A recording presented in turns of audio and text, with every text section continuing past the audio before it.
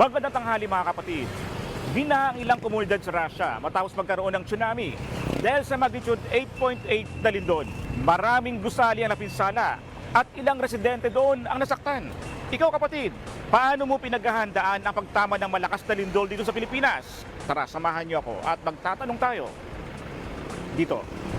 Kailangan po lagi po tayong alerto sa mga bagay-bagay na kasi po hindi po natin alam kung kailan po darating yung parang yung lindol. Unang-una po magdasal sa Panginoon. Pagkatapos, handa yung sarili kung saan pwedeng safe. Unang-una po siguro hahanapin ko muna yung pamilya ko kung nasaan sila tapos mga dapat mga gamit na importante sa bahay ipunin ko in case na talagang may dala kang importanteng gamit. Una po sa lahat, manalangin at saka i-set aside na yung mga kagamitan natin, i-save na natin, handa natin yung mga go bag natin.